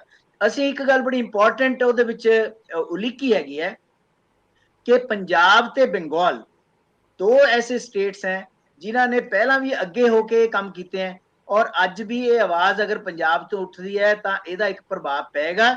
ਇਸ ਕਰਕੇ ਫੈਡਰਲ ਸਟਰਕਚਰ ਨੂੰ ਜਿਸ ਤਰੀਕੇ ਦੇ ਨਾਲ ਨਵੇਂ ਨਾਂ ਦੇ ਕੇ, ਨਵੇਂ ਤਰੀਕੇ ਦੇ ਨਾਲ, ਕਦੇ ਈ ਗਵਰਨੈਂਸ ਦੇ ਨਾਂ ਦੇ ਕੇ, ਕਦੇ ਗਵਰਨਰ ਦੇ ਥਰੂ, ਕਦੇ ਹੋਰ ਆਪਣੇ ਜਿਹੜੇ ਹੈਗੇ ਆ ਡਿਜ਼ਾਸਟਰ ਮੈਨੇਜਮੈਂਟ ਐਕਟ ਨੂੰ ਇੰਪਲੀਮੈਂਟ ਕਰਨ ਦੇ ਥਰੂ ਕਿਸੇ ਤਰੀਕੇ ਦੇ ਨਾਲ ਵੀ ਜਿਹੜਾ ਫੈਡਰਲ ਸਟਰਕਚਰ ਨੂੰ ਨੁਕਸਾਨ ਕੀਤਾ ਜਾ ਰਿਹਾ ਹੈ, ਇਹਦੇ ਅਗੇਂਸਟ ਸਾਨੂੰ ਖੜੇ ਹੋਣ ਦੀ ਬੜੀ ਸਖਤ ਲੋੜ ਹੈ। ਔਰ ਇਹ ਸਾਡਾ ਆਪਣਾ ਮਸਲਾ ਨਹੀਂ ਹੈ, ਸਿਰਫ ਪੰਜਾਬ ਦਾ ਮਸਲਾ ਨਹੀਂ ਹੈ, ਇਹ ਪੂਰੇ ਦੇਸ਼ ਦਾ ਮਸਲਾ ਹੈ। ਇਸ ਕਰਕੇ ਅਗਰ ਤੁਸੀਂ ਦੇਸ਼ ਨੂੰ ਬਚਾਉਣਾ ਹੈ, ਦੇਸ਼ ਦੇ ਡੈਮੋਕ੍ਰੈਟਿਕ ਸਟਰਕਚਰ ਨੂੰ ਬਚਾਉਣਾ ਹੈ, ਦੇਸ਼ ਦੀ ਜਿਹੜੀ ਸਮਾਜਿਕ ਤਾਨਾਬਾਨਾ ਜਿਹੜਾ ਹੈਗਾ ਡੈਮੋਕ੍ਰੈਟਿਕ, ਉਹਨੂੰ ਬਚਾਉਣਾ ਹੈ, ਤਾਂ ਇਹਦੇ ਵਾਸਤੇ ਸਾਨੂੰ ਸਾਰਿਆਂ ਨੂੰ ਖੜਾ ਹੋਣਾ ਪਏਗਾ। ਔਰ ਉੱਥੇ ਕਾਫੀ ਜ਼ਿਆਦਾ ਇਸ ਦੇ ਬਾਰੇ ਸੰਕਲਪ ਵੀ ਲੈਤੇ ਗਏ ਔਰ ਕਈ ਰੈਜ਼ੋਲੂਸ਼ਨ ਵੀ ਪਾਸ ਕੀਤੇ ਗਏ, ਔਰ ਮੈਨੂੰ ਲੱਗਦਾ ਹੈ ਕਿ ਇਸ ਕੰਟੈਕਸਟ ਦੇ ਵਿੱਚ ਅਸੀਂ ਅੱਗੇ ਵਧੀਏ ਤਾਂ ਕਿ ਪੂਰੇ ਦੇਸ਼ ਨੂੰ ਇੱਕ ਰਾਹ ਦਿਖਾਈਏ। ਇੱਕ ਹੋਰ ਬੜੀ ਇੰਪੋਰਟੈਂਟ ਚੀਜ਼ ਹੈ, ਜੇ ਮੈਂ ਕਹਿਣਾ ਚਾਹੁੰਦਾ ਕਿ ਉੱਥੇ ਇਹ ਵੀ ਗੱਲ ਕਹੀ ਗਈ ਕਿ ਜਿਹੜਾ ਸੈਂਟਰਲ ਇੰਡੀਆ ਹੈਗਾ, ਕੋ ਬੈਲਟ ਹੈਗੀ ਹੈ ਜਾਂ ਹੋਰ ਹੈ, ਉੱਥੋਂ ਫੈਡਰਲਿਜ਼ਮ ਦੀ ਆਵਾਜ਼ ਉੱਠਣ ਦੀ ਘੱਟ ਚਾਂਸ ਲੱਗ ਰਹੇ ਹੈ। ਜਿਹੜੇ ਫਰਿੰਜਸ ਤੇ ਬੈਠੇ ਹੈ, ਚਾਹੇ ਤਾਮਿਲਨਾਡੂ ਹੈ, ਚਾਹੇ ਉਹ ਵੈਸਟ ਬੰਗਾਲ ਹੈ, ਚਾਹੇ ਪੰਜਾਬ ਹੈ, ਜਿੱਥੇ ਮਾਈਨੋਰਿਟੀਜ਼ ਹੈ ਜਾਂ ਉਹ ਲੋਕ ਹੈ ਜਿਹੜੇ ਜਿਨ੍ਹਾਂ ਦੀ ਸੋਚ ਅਗਾਂਹ ਵਧੂ ਹੈਗੀ ਹੈ ਔਰ ਚੈਲੰਜ ਦੇ ਕੈਨ ਕਾਲ ਸਪੇਡ ਏ ਸਪੇਡ, ਉੱਥੋਂ ਹੀ ਆਵਾਜ਼ ਉੱਠਣੀ ਹੈ। ਉਹਦੇ ਵਿੱਚੋਂ ਪੰਜਾਬ ਨੂੰ ਨੰਬਰ 1 ਤੇ ਪਹਿਲਾਂ ਵੀ ਰਿਹਾ, ਹੁਣ ਵੀ ਆਉਣਾ ਚਾਹੀਦਾ। ਜੀ ਬਿਲਕੁਲ ਠੀਕ ਕਹਿ ਰਹੇ ਹੋ ਤੁਸੀਂ। ਮੈਂ ਸਰਦਾਰ ਹਰਮੀਤ ਸਿੰਘ ਜੀ, ਜਦੋਂ ਸਾਰੇ ਸੀਨ ਨੂੰ ਦੇਖਦਾ ਹੈ ਤਾਂ ਸੰਵਿਧਾਨ ਦੀ ਖੂਬਸੂਰਤੀ ਹੈ ਕਿ ਉਹਦੇ ਵਿੱਚ ਚੀਜ਼ਾਂ ਨੂੰ ਡਿਫਾਈਨ ਅੱਛਾ ਕੀਤਾ ਗਿਆ, ਮਨੁੱਖੀ ਅਧਿਕਾਰਾਂ ਤੋਂ ਲੈ ਕੇ ਹਰੇਕ ਸਟੇਟ ਤੋਂ ਲੈ ਕੇ ਹਰ ਤਰ੍ਹਾਂ ਦਾ ਉਹਦੇ ਵਿੱਚ ਡਿਫਾਈਨ ਕੀਤਾ ਗਿਆ। ਲੇਕਿਨ ਅਸੀਂ ਉਹਨੂੰ ਸਮੇਂ ਤੇ ਆਪਣੇ ਤਰੀਕੇ ਨਾਲ ਵਿਉਂਤਦੇ ਹਾਂ, ਸੋਧਦੇ ਹਾਂ, ਬੜੀਆਂ ਸੋਧਾਂ ਹੋ ਗਈਆਂ ਔਰ ਨਵੀਆਂ ਚੀਜ਼ਾਂ ਪੇਸ਼ ਹੋ ਗਈਆਂ। ਹੁਣ ਸਭ ਤੋਂ ਵੱਧ ਇਸ ਵੇਲੇ ਖਤਰਨਾਕ ਦੌਰ ਦੇ ਵਿੱਚ ਹੈਗਾ ਕਿ ਜਿਹਦੇ ਕੋਲ ਪਾਵਰ ਹੈ ਉਹ ਹਰ ਚੀਜ਼ ਨੂੰ ਆਪਣੇ ਢੰਗ ਨਾਲ ਹੀ ਪਰਿਭਾਸ਼ਿਤ ਕਰਦਾ। ਉਹ ਜੇਕਰ ਸਟੇਟ ਸਬਜੈਕਟ ਕੋਈ ਵਿਸ਼ਾ ਹੈ, ਜਿੱਥੇ ਪਿੱਛੇ ਖੇਤੀ ਕਾਨੂੰਨ ਸੀ, ਉਹਨੂੰ ਵੀ ਤੁਸੀਂ ਕੰਕਰੈਂਟ ਲਿਸਟ ਵਾਲੀ ਚੀਜ਼ ਉਹਦੇ ਵਿੱਚ ਬਿਜ਼ਨਸ ਨੂੰ ਕੱਢ ਕੇ ਪਾ ਲਿਆ। ਸੋ ਸਵਾਲ ਇਸ ਗੱਲ ਦਾ ਹੈ ਕਿ ਸੱਤਾ ਦਾ ਵਿਕੇਂਦਰੀਕਰਨ ਕਿਵੇਂ ਹੋਵੇ, ਤਾਕਤਾਂ ਨੂੰ ਵੰਡ ਕਿਵੇਂ ਕੀਤਾ ਜਾਵੇ। ਇੱਥੇ ਤਾਂ ਪਰਿਵਾਰਾਂ ਦੇ ਵਿੱਚ ਵੀ ਤਾਕਤ ਸਿਮਟ ਗਈ। ਮਤਲਬ ਜਦੋਂ ਕਿਤੇ ਅਕਾਲੀ ਦਲ ਇਸ ਗੱਲ ਦੇ ਖਿਲਾਫ ਖੜਦਾ ਹੁੰਦਾ ਸੀ ਕਿ ਤੁਸੀਂ ਸੱਤਾ ਦਾ ਕੇਂਦਰੀਕਰਨ ਕਰੀ ਜਾਂਦੇ ਹੋ, ਉਹੀ ਅਕਾਲੀ ਦਲ ਮੁੜ ਕੇ ਹਰ ਤਾਕਤ ਨੂੰ ਆਪਣੀ ਜੇਬ 'ਚ ਪਾ ਕੇ ਇੱਕ ਪਰਿਵਾਰ ਤੱਕ ਸੀਮਤ ਹੋ ਜਾਂਦਾ। ਔਰ ਬਾਕੀ ਪਾਰਟੀਆਂ ਦੇ ਵਿੱਚ ਵੀ ਵਨ ਮੈਨ ਸ਼ੋਅ ਚੱਲ ਰਿਹਾ, ਪਰਸਨੈਲਿਟੀ ਕਲਟ ਚੱਲ ਰਿਹਾ। ਜਿਹੜੇ ਲੋਕ ਲੜ ਵੀ ਰਹੇ ਆ ਉਹ ਵੀ ਇਸੇ ਏਕਾਧਿਕਾਰ ਤੇ ਬੈਠੇ ਆ ਕਿ ਸਭ ਕੁਝ ਮੈਂ ਹੀ ਆ, ਬਾਕੀ ਤਾਂ ਸੈਕੰਡਰੀ ਨੇ। ਸੋ ਜਿਹੜਾ ਇਹ ਤੁਸੀਂ ਅੱਜ ਇਹ ਗੱਲ ਤੋਰ ਰਹੇ ਸੀ, ਜਿਹਦੇ ਵਿੱਚ ਵੱਖ-ਵੱਖ ਪਾਰਟੀਆਂ ਦੇ ਨੁਮਾਇੰਦੇ ਸੀ, ਇੰਟੈਲੈਕਚੁਅਲ ਸੀਗੇ, ਇਹਦੇ ਵਿੱਚੋਂ ਨਿਕਲ ਕੇ ਕੀ ਆਉਂਦਾ ਹੈ? ਇਹਦੇ ਵਿੱਚੋਂ ਤੁਸੀਂ ਕੋਈ ਸਿੱਟਾ ਕੀ ਕੱਢਨੇ ਹੋ? ਔਰ ਜੇ ਮਹਿਜ ਸੈਮੀਨਾਰਾਂ ਤੱਕ ਸੀਮਤ ਗੱਲ ਰਹਿ ਜੇ, ਗੱਲ ਅੱਗੇ ਤੁਰਦੀ ਨਹੀਂ ਹੁੰਦੀ। ਇਹਨੂੰ ਕਿਵੇਂ ਤੁਸੀਂ ਅੱਜ ਇੱਕ ਵਧੀਆ ਮੈਸੇਜ ਦੇ ਰੂਪ ਦੇ ਵਿੱਚ ਇਹ ਸੰਕਲਪ ਲਏ? ਮੈਨੂੰ ਲੱਗਦਾ ਕਿ ਇਹਦਾ ਸਭ ਤੋਂ ਨੰਬਰ 1 ਮੈਸੇਜ ਤਾਂ ਇਹ ਸੀ ਕਿ ਕੀ ਅਸੀਂ ਵੱਖ-ਵੱਖ ਧਿਰਾਂ ਨੂੰ ਇੱਕ ਮੰਚ ਤੇ ਖੜਾ ਕਰ ਸਕਦੇ ਹਾਂ ਕਿਸੇ ਇਹੋ ਜਿਹੇ ਏਜੰਡੇ ਤੇ ਜਿਹੜਾ ਸਾਰੇ ਪੰਜਾਬ ਦਾ ਸਾਂਝਾ ਹੋਵੇ, ਜਿਹੜਾ ਵੱਖ-ਵੱਖ ਦਾ ਸਾਂਝਾ ਹੋਵੇ। ਔਰ ਚੰਗੀ ਗੱਲ ਇਹ ਹੈ ਕਿ ਵੱਖ-ਵੱਖ ਪਾਰਟੀਆਂ ਦੇ ਬੰਦੇ ਆਏ ਇੱਕ ਸਟੇਜ ਤੇ। ਮੈਨੂੰ ਨਹੀਂ ਲੱਗਦਾ ਮੁੱਦਤ ਹੋ ਗਈ ਹੋਣੀ ਹੈ ਕਿ ਵਿਧਾਨ ਸਭਾ ਤੇ ਪਾਰਲੀਮੈਂਟ ਤੋਂ ਬਾਹਰ ਇੱਕੋ ਪਾਰਟੀ ਦੇ ਬੰਦੇ ਕਿਸੇ ਇੱਕ ਟੌਪਿਕ ਤੇ ਵੱਖ-ਵੱਖ ਕਿਸੇ ਜਨਤਕ ਸਮਾਗਮ ਦੇ ਵਿੱਚ ਬੋਲ ਰਹੇ ਹੋਣ। ਤੇ ਅਸੀਂ ਉਹ ਸੰਵਾਦ ਦਾ ਇੱਕ ਸ਼ੁਰੂਆਤ ਹੈ ਜੇ ਸੰਵਾਦ ਹੀ ਨਾ ਹੋਊਗਾ ਤਾਂ ਫਿਰ ਗਲਤ ਗੱਲ। ਵਿਧਾਨ ਸਭਾ 'ਚ ਤਾਂ ਆਪਾਂ ਦੇਖਿਆ ਗਾਲੀ ਗਲੋਚ ਕਰਕੇ ਬਾਹਰ ਆ ਜਾਂਦੇ ਨੇ, ਸੰਵਾਦ ਉੱਥੇ ਵੀ ਨਹੀਂ, ਪਾਰਲੀਮੈਂਟ ਵੀ ਨਹੀਂ ਚੱਲੀ, ਪਾਰਲੀਮੈਂਟ ਉੱਥੇ ਵੀ ਸੰਵਾਦ ਨਹੀਂ ਹੋ ਰਿਹਾ। ਜੇ ਜਿਹੜਾ ਸੰਵਾਦ ਸਭ ਤੋਂ ਇੰਪੋਰਟੈਂਟ ਮੰਨਦੇ ਆ ਉਹਦੇ ਲਈ ਜਗ੍ਹਾ ਕੋਈ ਨਹੀਂ ਰਹੂਗੀ ਤਾਂ ਅਸੀਂ ਜਾਵਾਂਗੇ ਕਿੱਧਰ। ਸਭ ਤੋਂ ਪਹਿਲਾ ਪੁਆਇੰਟ ਮੇਰਾ ਖਿਆਲ ਹੈ ਇਸ ਸੈਮੀਨਾਰ ਦਾ ਜਿਹੜਾ ਸਕਸੈਸਫੁਲ ਹੈ, ਸਫਲਤਾਪੂਰਕ ਹੈ, ਕਿ ਉਹ ਵੱਖ-ਵੱਖ ਵਿਚਾਰਾਂ ਦੇ ਬੰਦਿਆਂ ਨੂੰ ਇੱਕ ਪਲੇਟਫਾਰਮ ਤੇ ਲਿਆ ਕੇ ਉਹਨਾਂ ਤੋਂ ਗੱਲ ਕਰਨਾ, ਉਹ ਵੀ ਬਿਨਾਂ ਲੜੇ ਬਿਨਾਂ ਝਗੜੇ ਇੱਕ ਸਲੀਕੇ ਨਾਲ ਆਪਣੀ ਗੱਲ ਕਹੋ ਔਰ ਟਾਈਮ ਲਿਮਿਟ ਦੇ ਵਿੱਚ ਕਹੋ। ਦੂਜੀ ਗੱਲ, ਇਹ ਜਿੱਦਣ ਆਪਾਂ ਸਲੀਕਾ ਸਟਾਰਟ ਕਰਤਾ ਤਾਂ ਹੌਲੀ ਹੌਲੀ ਡੈਮੋਕ੍ਰੇਸੀ ਦੀ ਸਮਝ ਵੀ ਆ ਜਾਊਗੀ, ਕਿਉਂਕਿ ਹਜੇ ਤਾਂ ਡੈਮੋਕ੍ਰੇਸੀ ਦੀ ਅਜੇ ਤੱਕ ਕਹਿੰਦਾ ਮੈਂ ਨਹੀਂ। ਹਰ ਬੰਦਾ ਨਾ ਗੁਰਬਾਣੀ ਦਾ 2 ਸ਼ਬਦ ਲਿਖ ਦਿੰਦਾ ਐਵੇਂ, ਜੇ ਲੜਦਾ ਰੋਸ ਨਾ ਕੀਜੈ ਉੱਤਰ ਦੀ ਜੈ। ਉਹ ਜਿਹੜਾ ਲਿਖਦਾ ਹੁੰਦਾ ਉਹ ਵੀ ਦੂਜੇ ਨਾਲ ਉਵੇਂ ਹੀ ਕਰਦਾ, ਫਿਰ ਉਹ ਦੂਜੇ ਨੂੰ ਗਾਲਾਂ ਕੱਢਣ ਲੱਗ ਜਾਂਦਾ ਕੋਈ ਕਿਸੇ ਨੂੰ। ਮਤਲਬ ਅਸੀਂ ਸਭਿਅਕ ਤਰੀਕੇ ਨਾਲ ਇੱਕ ਵਿਚਾਰਾਂ ਦਾ ਆਦਾਨ ਪ੍ਰਦਾਨ ਦਾ ਜਿਹੜਾ ਦੌਰ ਹੁੰਦਾ ਉਹਦੀ ਸ਼ੁਰੂਆਤ ਬਹੁਤ ਜ਼ਰੂਰੀ ਹੈ। ਕਿਉਂਕਿ ਦੇਸ਼ ਦੇ ਵਿੱਚ ਇੱਕ ਹਜੂਮੀ ਮਾਨਸਿਕਤਾ ਦਾ ਦੌਰ ਚੱਲ ਰਿਹਾ ਕਾਫੀ ਲੰਮੇ ਸਮੇਂ ਤੋਂ। ਹਜੂਮ ਦੀ ਕਹਿੰਦੇ ਨੇ ਭੀੜ ਦੀ ਕੋਈ ਮਾਨਸਿਕਤਾ ਨਹੀਂ ਹੁੰਦੀ, ਭੀੜ ਹਮੇਸ਼ਾ ਬਲਡੋਜ਼ ਕਰਕੇ ਲੰਘ ਜਾਂਦੀ ਹੈ ਦੂਜੀ ਮਾਨਸਿਕਤਾ ਨੂੰ। ਰੈਸ਼ਨੈਲਿਟੀ ਜਿਹੜੀ ਹੁੰਦੀ ਹੈ, ਇੱਕ ਤਰਕ ਜਾਂ ਤੱਥਾਂ ਦੇ ਆਧਾਰ ਤੇ ਗੱਲ ਕਰਨੀ, ਉਹ ਹਰ ਬੰਦੇ ਨੂੰ ਸੋਝੀ ਦਿੰਦੀ ਹੈ ਕਿਸੇ ਨਾ ਕਿਸੇ ਰੂਪ ਦੇ ਵਿੱਚ ਕਿ ਉਧਰ ਨੂੰ ਜਾਣਾ ਹੈ। ਦੂਜੀ ਗੱਲ ਜਿਹੜੀਆਂ ਸਟੇਟਾਂ 'ਚ ਸਰਕਾਰਾਂ ਚੱਲ ਰਹੀਆਂ ਨੇ ਉਹ ਕਿਵੇਂ ਲੜ ਰਹੀਆਂ ਨੇ, ਕਿਵੇਂ ਡਾਵਾਡੋਲ ਨੇ। ਹੁਣ ਸਾਡੇ ਸਾਹਮਣੇ ਆ ਪੰਜਾਬ ਦੀ ਸਰਕਾਰ, ਉਹ ਰੋਜ਼ ਚੀਫ ਮਿਨਿਸਟਰ ਕਹਿ ਰਿਹਾ ਵੀ ਸਾਡਾ ਜੀ 3000 ਕਰੋੜ ਨਹੀਂ ਦਿੰਦੇ, ਉਹ ਆਰਡੀਐਫ ਦਾ ਸਾਡਾ ਸੀਗਾ ਪੈਸਾ। ਆਰਡੀਐਫ ਤਾਂ ਬਿਲਕੁਲ ਅਸੀਂ ਫਸਲ ਦਿੰਨੇ ਆ ਤੇ ਉਹਦੇ ਤੇ ਤੁਸੀਂ ਦੇ ਰਹੇ ਹੋ। ਤੇ ਉਹ ਰੋਜ਼ ਕਹਿੰਦਾ ਵੀ ਡਿਜ਼ਾਸਟਰ ਮੈਨੇਜਮੈਂਟ ਚੋਂ ਸਾਨੂੰ ਪੈਸੇ ਨਹੀਂ ਦੇ ਰਹੇ, ਮੈਂ ਆਪ ਹੀ ਦੇ ਦਾਂਗਾ ਜੀ, ਕੋਈ ਗੱਲ ਨਹੀਂ, ਜਿੰਨਾ ਕੁ ਡੈਮੇਜ ਕਰਤਾ ਤੁਸੀਂ ਨਹੀਂ ਦਿੰਦੇ ਤਾਂ ਕੋਈ ਗੱਲ ਨਹੀਂ। ਜੀਐਸਟੀ ਤੋਂ ਬਾਅਦ ਰਾਜਾਂ ਦੇ ਕੋਲ ਕੋਈ ਹੱਕ ਹੀ ਨਹੀਂ ਬਚਿਆ ਟੈਕਸ ਲਾਉਣ ਜਾਂ ਹਟਾਉਣ ਦਾ। ਇਦੋਂ ਪਹਿਲਾਂ ਕੀ ਸੀ, ਜਦੋਂ ਜੀਐਸਟੀ ਨਹੀਂ ਸੀ, ਘੱਟੋ ਘੱਟ ਪੰਜਾਬ ਦੇ ਖੇਤੀਬਾੜੀ ਨਾਲ ਸੰਬੰਧਿਤ ਬਹੁਤ ਸਾਰੇ ਇਹੋ ਜਿਹੇ ਵਸਤੂਆਂ ਸੀ, ਪੈਸਟੀਸਾਈਡ, ਫਰਟੀਲਾਈਜ਼ਰ, ਇਨਸੈਕਟੀਸਾਈਡ, ਜਿੱਤੇ ਨਾ ਜਮਾ ਕੋਈ ਟੈਕਸ ਨਹੀਂ ਸੀ ਜਾਂ 4% ਤੋਂ ਵੱਧ ਕਿਸੇ ਤੇ ਨਹੀਂ ਸੀ। ਹੁਣ 12% ਟੈਕਸ ਹੈ ਉਸ ਪੱਧਰ ਤੇ। ਇਸੇ ਤਰ੍ਹਾਂ ਕਿਤੇ ਮਾਈਨਿੰਗ ਹੋਏਗੀ, ਕਿਤੇ ਰੇਤਾ ਹੋਏਗਾ, ਕਿਤੇ ਕੁਛ, ਉੱਥੋਂ ਦੀਆਂ ਸਰਕਾਰਾਂ ਆਪਣੇ ਢੰਗ ਨਾਲ ਜਿੱਥੇ ਦੀ ਉਹਦੀ ਮੇਜਰ ਇਕਨੋਮੀ ਸੀ ਉਹਦੇ ਹਿਸਾਬ ਨਾਲ ਉਹ ਚੀਜ਼ਾਂ ਐਡਜਸਟ ਕਰ ਸਕਦੀਆਂ ਸੀ। ਹੁਣ ਉਹ ਸਰਕਾਰਾਂ ਕੋਲ ਕੋਈ ਹੱਕ ਹੀ ਨਹੀਂ, ਜਦੋਂ ਹੱਕ ਹੀ ਚਲਾ ਗਿਆ ਤੁਹਾਡਾ ਉਸ ਪੱਧਰ ਦੇ ਉੱਤੇ ਜਾ ਕੇ।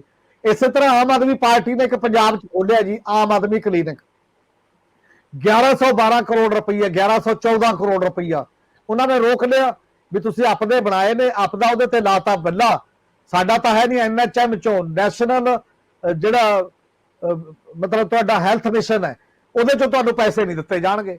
ਤੇ ਹੁਣ ਵਿਚਾਰਾ ਪੰਜਾਬ ਦਾ ਹੈਲਥ ਮਿਨਿਸਟਰ ਲਿਖ ਚਿੱਠੀਆਂ ਕਹਿੰਦਾ ਪੈਸੇ ਦੇ ਦਿਓ ਜੀ, ਅਸੀਂ ਆਪਦਾ ਫੱਟਾ ਬਦਲ ਲੈਂਦੇ ਆ, ਕੋਈ ਗੱਲ ਨਹੀਂ, ਤੁਹਾਡੇ ਵਾਲਾ ਹੀ ਲਾ ਲੈਂਦੇ ਆ ਅਸੀਂ। ਇਹ ਵਿਚਾਰ ਕੀ ਆ ਗਈ ਹੈ ਸਟੇਟਾਂ ਦੇ ਵਿੱਚ ਸਾਰੇ ਕਿਤੇ, ਔਰ ਗਵਰਨਰ ਬਾਹਾਂ ਮਰੋੜ ਰਹੇ ਨੇ ਚੀਫ ਮਿਨਿਸਟਰਾਂ ਦੀਆਂ ਜਾ ਕੇ। ਜਿਹੜਾ ਵੰਨ ਸਵੰਨਾ ਕੰਟਰੀ ਹੈ ਇਸ ਪੱਧਰ ਦੇ ਉੱਤੇ, ਜਿੱਥੇ ਕਲਚਰ ਅਲੱਗ ਹੈ, ਬੋਲੀਆਂ ਅਲੱਗ ਨੇ, ਪਿਛੋਕੜ ਅਲੱਗ ਹੈ, ਲੋਕਾਂ ਦਾ ਰਹਿਣ ਸਹਿਣ, ਜੀਵਨ, ਪਹਿਨਣ ਸਭ ਕੁਝ ਅਲੱਗ ਹੈ, ਤਾਂ ਦਿੱਲੀ ਤੋਂ ਇੱਕੋ ਰੱਸੇ ਕਿਵੇਂ ਚਲਾਇਆ ਜਾ ਸਕਦਾ, ਇੱਕੋ ਤਰ੍ਹਾਂ ਦੀ ਕਾਪੀ ਨਾਲ ਕਿਵੇਂ ਚਲਾਇਆ ਜਾ ਸਕਦਾ ਕਿਸੇ ਵੀ ਰੂਪ ਦੇ ਵਿੱਚ। ਐਡੇ ਵੱਡੇ ਕੰਟਰੀ ਨੂੰ ਚਲਾਉਣਾ ਤਾਂ ਤਾਕਤ ਇਕੱਲੀ ਇੱਥੇ ਨਹੀਂ। ਬਹੁਤ ਸਾਰੇ ਸੱਜਣ ਇਹਨੂੰ ਇਹ ਸਮਝਦੇ ਨੇ ਫੈਡਰਲਿਜ਼ਮ ਨੂੰ ਵੀ ਚੰਡੀਗੜ੍ਹ 'ਚ ਤਾਕਤ ਰੁਕ ਜੇ ਆ ਗਏ, ਨਹੀਂ, ਤਾਕਤ ਫਿਰ ਨੀਚੇ ਵੀ ਡੀਸੈਂਟਰਲਾਈਜ਼ ਕਰਨੀ ਪਏਗੀ, ਟ੍ਰਾਂਸਫਰ ਪੰਚਾਇਤੀ ਰਾਜ ਸੰਸਥਾਵਾਂ ਨੂੰ, ਲੋਕਲ ਬਾਡੀਜ਼ ਨੂੰ, ਆਲੇ ਦੁਆਲੇ ਲੋਕਾਂ ਨੂੰ, ਉੱਥੇ ਤੱਕ ਵੀ ਤਾਂ ਤਾਕਤ ਲਿਜਾਓਗੇ ਤੁਸੀਂ ਕਿਸੇ ਨਾ ਕਿਸੇ ਰੂਪ ਦੇ ਵਿੱਚ। ਇਹ ਨੈਰੇਟਿਵ ਜਿਹੜਾ ਮੇਰਾ ਖਿਆਲ ਹੈ ਜੇਕਰ ਬਣੇ ਕੰਟਰੀ ਦੇ ਵਿੱਚ ਤਾਂ ਇਹ ਟਕਰਾਅ ਦੇ ਖਿਲਾਫ ਹੈ ਜੀ। ਜਿਹੜਾ ਹਿੰਦੂਤਵ ਇੱਕ ਜਗ੍ਹਾ ਪਾਸੇ ਚੱਲ ਰਿਹਾ ਕਿ ਹਿੰਦੂ ਰਾਸ਼ਟਰ ਬਣਾਉਣਾ ਹੈ, ਉਹਦਾ ਕਾਊਂਟਰ ਕਹਿ ਦਿੰਦੇ ਨੇ ਜੇ ਹਿੰਦੂਤਵ ਠੀਕ ਹੈ ਤਾਂ ਖਾਲਿਸਤਾਨ ਤੇ ਫਿਰ ਆ ਜਾਓ, ਜੇ ਉਹਦਾ ਠੀਕ ਹੈ ਫਿਰ ਕਿਸੇ ਹੋਰ ਤੇ ਚਲਾ ਜਾਏਗਾ।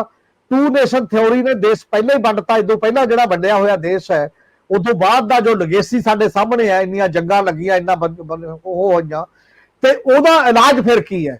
ਇਲਾਜ ਜਿਹੜੀਆਂ ਘੱਟ ਗਿਣਤੀਆਂ ਨੇ, ਜਿਹੜੇ ਬਾਕੀ ਦੇ ਲੋਕ ਨੇ ਜਿਨ੍ਹਾਂ ਦੇ ਦਿਮਾਗਾਂ 'ਚ ਇਹ ਹੈ ਕਿ ਸੱਤਾ 'ਚ ਹਿੱਸੇਦਾਰੀ ਸਾਡੀ ਕਿੰਨੀ ਵਧਣੀ ਚਾਹੀਦੀ ਹੈ ਤਾਂ ਕਿ ਅਸੀਂ ਵੀ ਆਪਣੇ ਫੈਸਲੇ ਆਪਣੇ ਤਰੀਕੇ ਨਾਲ ਕਰ ਲਈਏ। ਫੈਡਰਲਿਜ਼ਮ ਉਸ ਹਿੱਸੇਦਾਰੀ ਦਾ ਜਾਮਨ ਬਣਦਾ ਅਸਲ ਦੇ ਵਿੱਚ ਕਿ ਠੀਕ ਹੈ ਤੁਹਾਡੀ ਇੰਨੀ ਹਿੱਸੇਦਾਰੀ ਵਿੱਚ ਹੈਗੀ, ਉਹ ਦੇਸ਼ ਤੋਂ ਅਲੱਗ ਹੋ ਕੇ ਨਹੀਂ ਹੁੰਦਾ, ਉਹ ਵਿੱਚ ਦੇਸ਼ ਦੇ ਵਿੱਚ ਹੀ ਬਹਿ ਕੇ। ਔਰ ਉਹ ਹੁੰਦਾ ਅੱਜ ਉੱਥੇ ਗੱਲਾਂ ਹੋਈਆਂ ਨੇ ਕਿ ਕੈਨੇਡਾ, ਕਿਊਬਕ ਨੇ ਕਿਹਾ 3 ਵਾਰ ਕਿ ਰੈਫਰੈਂਡਮ ਵੀ ਅਸੀਂ ਤਾਂ ਅਲੱਗ ਹੋਣਾ ਜੀ, ਫ੍ਰੈਂਚ ਭਾਸ਼ਾ ਸਾਡੀ ਤਾਂ। ਉਹ ਕਹਿੰਦੇ ਕੋਈ ਨਹੀਂ ਭਾਈ, ਵੋਟਾਂ ਪਾ ਲਓ, ਜੇ ਬਹੁਤੇ ਚਾਹੀਦੇ ਤੁਸੀਂ ਅਲੱਗ ਹੋ ਜਾਓ, ਪਰ ਬਹੁਤਿਆਂ ਨੇ ਨਹੀਂ ਚਾਹਿਆ ਤੇ ਉਹ ਨਾਲ ਹੀ ਚੱਲ ਰਹੇ ਨੇ। ਸਕਾਟਲੈਂਡ ਹੈ, ਬਾਰ-ਬਾਰ ਇੰਗਲੈਂਡ ਦੇ ਉਸ ਮਾਮਲੇ ਦੇ ਵਿੱਚ ਹੁੰਦਾ। ਐਰਸ ਰਿਪਬਲਿਕਨ ਆਰਮੀ ਹਥਿਆਰਬੰਦ ਤੌਰ ਤੇ ਇੰਨਾ ਜ਼ਿਆਦਾ ਸਟਰੋਂਗ ਸੰਗਠਨ ਸੀ, ਪਰ ਹੁਣ ਉਹ ਵੀ ਉਹ ਕਹਿੰਦੇ ਨੇ ਆਪਸ ਦੇ ਵਿੱਚ ਮਿਲ ਕੇ ਗੱਲਬਾਤ ਕਰ ਲਓ, ਠੀਕ ਹੈ, ਜਿੰਨੇ ਰਾਈਟ ਚਾਹੀਦੇ ਨੇ ਆਪਾਂ ਇਸ ਲੈਵਲ ਤੇ ਗੱਲ ਕਰ ਲੈਂਦੇ ਹਾਂ। ਦੁਨੀਆ ਇਹਨਾਂ ਤਰੀਕਿਆਂ ਨੂੰ ਇਸ ਢੰਗ ਨਾਲ ਨਜਿੱਠਦੀ ਹੈ। ਸਾਡੀ ਸਟੇਟ ਕੀ ਨਜਿੱਠਦੀ ਹੈ ਕਿ ਜੇ ਤੁਸੀਂ ਕਮਜ਼ੋਰ ਹੋ ਸੂਬੇ ਵਾਲੇ, ਮੈਂ CRP ਭੇਜਦਾ, ਮੈਂ ਮਿਲਟਰੀ ਭੇਜਦਾ। ਇਹ ਟੋਟਲ ਨਜ਼ਰੀਏ ਦਾ ਫਰਕ ਹੈ ਅਸਲ ਦੇ ਵਿੱਚ। ਜੀ ਕਿਸੇ ਦੀ ਆਵਾਜ਼ ਨੂੰ ਦਬਾਉਣਾ ਹੋਰ ਚੀਜ਼ ਹੁੰਦਾ ਹੈ, ਕਿਸੇ ਨੂੰ ਆਰਗੂਮੈਂਟ ਦੇ ਆਧਾਰ ਤੇ ਜਿੱਤ ਲੈਣਾ ਹੋਰ ਚੀਜ਼ ਹੁੰਦਾ ਹੈ। ਅਸਲ 'ਚ ਜਿਹੜਾ ਇਹ ਫੈਡਰਲਿਜ਼ਮ ਤੇ ਸੈਂਟਰਲਾਈਜੇਸ਼ਨ ਦੀ ਡਿਬੇਟ ਹੈ, ਇਹ ਕੰਟਰੀ 'ਚ ਡਿਬੇਟ ਹੋਣੀ ਚਾਹੀਦੀ ਹੈ, ਇਹਦੇ ਤੇ ਸੰਵਾਦ ਹੋਣਾ ਚਾਹੀਦਾ ਹੈ। ਤੇ ਜਿਹੜਾ ਵਰਤਾਂਤ ਉਹਦੇ 'ਚ ਜਿੱਤ ਜੇ ਹੌਲੀ ਹੌਲੀ ਬਣਦਾ ਤੇ ਉਸ ਢੰਗ ਨਾਲ ਤੁਸੀਂ ਲਾਗੂ ਕਰ ਲਿਓ। ਉਸ ਤੋਂ ਬਾਅਦ ਪਰ ਪਾਵਰ ਦੇ ਜ਼ੋਰ ਦੇਸ਼ ਨਹੀਂ ਇਕੱਠੇ ਰਹਿੰਦੇ। ਜਿਹੜੀ ਇਹ ਪਰਿਭਾਸ਼ਾ ਸੀ 71 'ਚ ਹਾਰ ਗਈ ਸੀ ਪਾਵਰ ਦੇ ਜ਼ੋਰ, ਜਦੋਂ ਬੰਗਾਲੀਆਂ ਨੇ ਕਹਿਤਾ ਕਿ ਅਸੀਂ ਇਸਲਾਮਿਕ ਤਾਂ ਹਾਂ ਪਰ ਇਸਲਾਮਿਕ ਕੰਟਰੀ ਦੇ ਨਾਂ ਤੇ ਨਹੀਂ ਚੱਲਾਂਗੇ, ਤੇ ਚੱਕ ਕੇ ਬੰਗਲਾਦੇਸ਼ ਬਣ ਗਿਆ 71 'ਚ ਜਾ ਕੇ, ਇੱਕ ਦੇਸ਼ ਇਕੱਠਾ ਨਹੀਂ ਰਹਿ ਪਾਇਆ।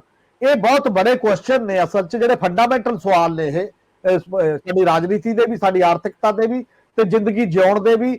ਔਰ ਇਸੇ ਕਰਕੇ ਇੱਕ ਗੱਲ ਉੱਥੇ ਉੱਠੀ ਕਾਫੀ ਕਿ ਜੇ ਤੁਸੀਂ ਵੀ ਸਾਡੀ ਖਰੀਦਣੀ, ਜਿਹੜੀ ਆਪਾਂ ਪਹਿਲਾਂ ਵੀ ਗੱਲ ਕਰਦੇ ਸੀ, ਔਰ ਘੱਟੋ ਘੱਟ ਦੇਸ਼ ਦਾ ਪ੍ਰਧਾਨ ਮੰਤਰੀ ਜੇ ਬੰਗਲਾਦੇਸ਼ ਨਾਲ ਗੱਲ ਹੁੰਦੀ ਹੈ ਤਾਂ ਬੰਗਾਲ ਦੀ ਸਰਕਾਰ ਨਾਲ ਰਾਏ ਕਰੇ, ਜੇ ਪਾਕਿਸਤਾਨ ਨਾਲ ਗੱਲ ਹੁੰਦੀ ਹੈ ਤਾਂ ਪੰਜਾਬ ਦੀ ਸਰਕਾਰ ਨਾਲ ਰਾਏ ਕਰੇ, ਕਿਉਂਕਿ ਬਹੁਤ ਪ੍ਰਭਾਵਿਤ ਹੁੰਦੇ ਨੇ ਇਹਨਾਂ ਦੋਨੋਂ ਦੇਸ਼ਾਂ ਦੇ ਨਾਲ।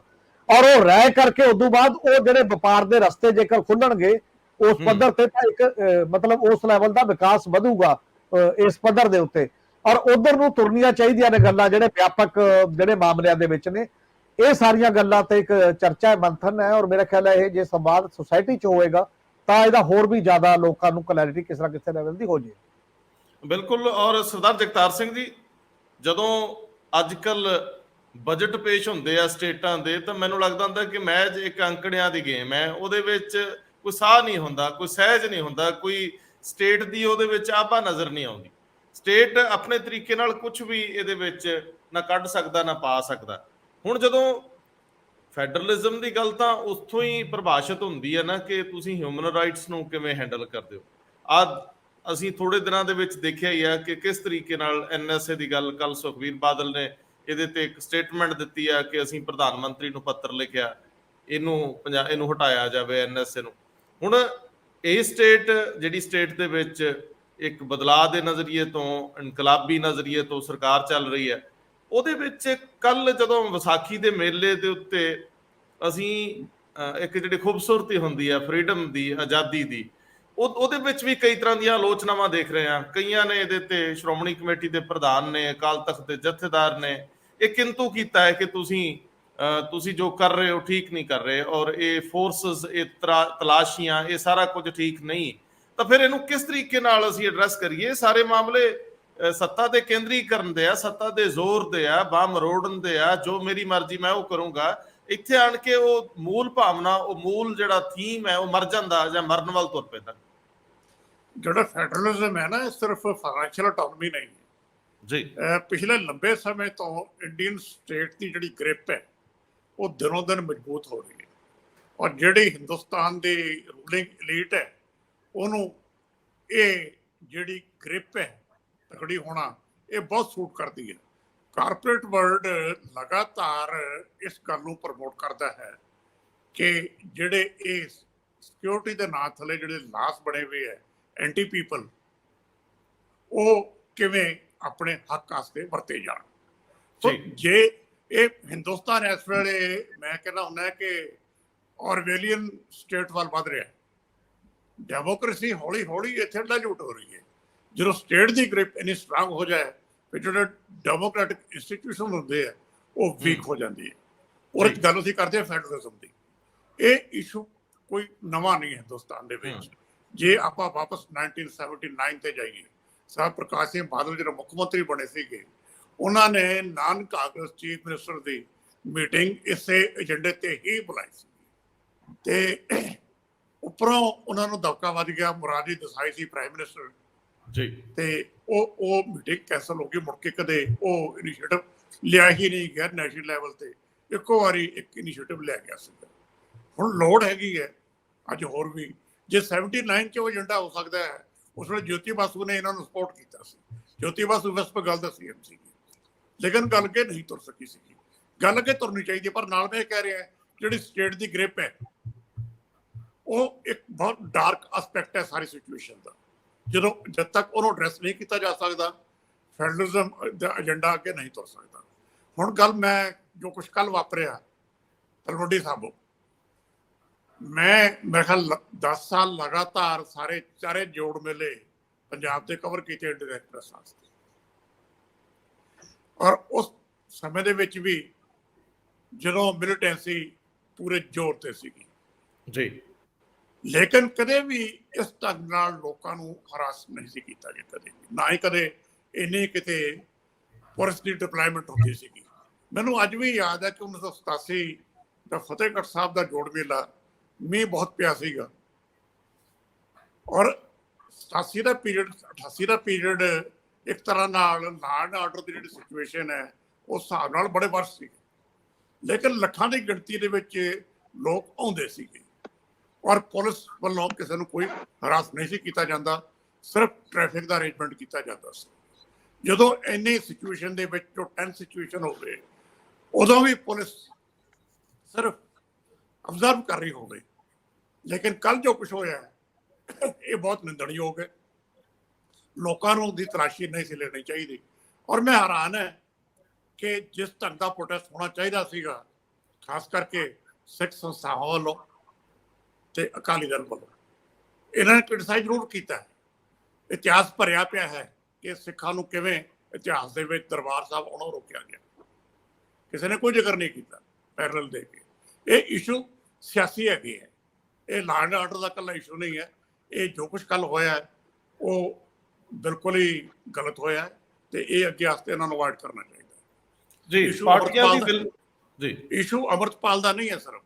ਇੱਕ ਬੰਦੇ ਵਾਸਤੇ ਤੁਸੀਂ ਲੋਕਾਂ ਨੂੰ ਘਰ ਬਿਠਾ ਕੇ ਰੱਖਤਾ, ਲੱਖਾਂ ਲੋਕ ਤਲਵੰਡੀ ਸਾਬੋ ਮੱਥਾ ਟੇਕਣ ਆਉਂਦੇ ਹੈ, ਔਰ ਹਰ ਪਿੰਡ ਦੇ ਵਿੱਚ ਲੰਗਰ ਲੱਗਿਆ ਹੁੰਦਾ ਸੀ। ਐਰਕੀ ਉਹ ਸਾਰਾ ਕੁਝ ਹੀ ਮਿਸਿੰਗ ਸੀ। ਇੰਡੀਅਨ ਐਕਸਪ੍ਰੈਸ ਦੀ ਰਿਪੋਰਟਰ ਨੇ ਲਿਖਿਆ ਹੈ ਕਿ ਮੈਨੂੰ 3 ਥਾਂ ਤੇ ਰੋਕਿਆ ਗਿਆ।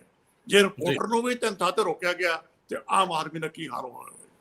ਬਿਲਕੁਲ ਠੀਕ ਹੈ। ਔਰ ਖਾਸ ਤੌਰ ਤੇ ਪਾਰਟੀਆਂ ਦੀ ਲੀਡਰਸ਼ਿਪ ਦੀ ਇੱਛਾ ਸ਼ਕਤੀ ਦਾ ਮਰ ਜਾਣਾ, ਲੜਨ ਦਾ ਮਾਦਾ ਖਤਮ ਹੋ ਜਾਣਾ, ਪ੍ਰੋਟੈਸਟ ਉਸ ਪੱਧਰ ਤੇ ਨਾ ਆਰਗੇਨਾਈਜ਼ ਕਰ ਸਕਣੇ, ਔਰ ਨਿੱਠ ਕੇ ਬਹਿ ਕੇ ਲੜਾਈ ਲੜਨ ਦੀ ਜਿਹੜੀ ਕੁਵਤ ਆ ਉਹ ਚਲੀ ਜਾਣੀ, ਇਹ ਲੋਕਤੰਤਰ ਲਈ, ਡੈਮੋਕ੍ਰੈਟਿਕ ਸੈਟਅਪ ਲਈ ਇੱਕ ਸਿਹਤਮੰਦ ਨਹੀਂ ਰੁਝਾਨ ਹੈਗੇ।